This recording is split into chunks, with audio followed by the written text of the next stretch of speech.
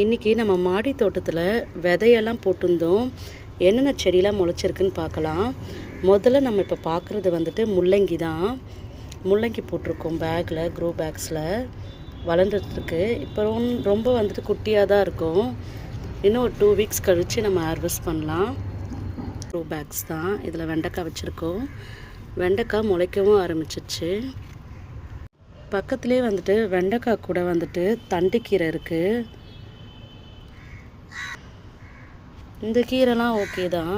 இதெல்லாம் கொஞ்சம் பூச்சி அடித்த மாதிரி இருக்குது. இதெல்லாம் கிள்ளி எடுத்துடலாம்.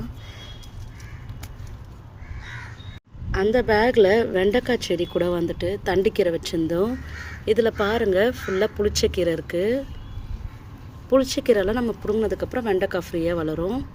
இது எல்லாமே லாஸ்ட் வீடியோவில் நான் காமிச்சிருப்பேன். புளிச்சக்கீரை வந்துட்டு தண்டு நட்டுது, அதில் தான் முளைச்சிருக்கு. இந்த க்ரோ பேக்ஸ்லேயும் பாருங்கள், ரோஸ் கூட நட்டல நல்லா அழகாக ஃப்ரெஷ்ஷாக முளைச்சிருக்கு பாருங்கள். நார்மலாகவே வந்துட்டு நான் வெண்டைக்காய், முள்ளங்கிலாம் வந்துட்டு நிறைய வந்துட்டு விதை போடுவேன். ஏன்னா அது வந்துட்டு நான் நல்லா ஹார்வெஸ்ட் வந்து அதிகமாக எனக்கு கிடைக்கும், நிறையவே கிடைக்கும். ஸோ இந்த பேக்கும் ஃபுல்லாக வந்துட்டு நான் முள்ளங்கி தான் போட்டிருக்கேன்.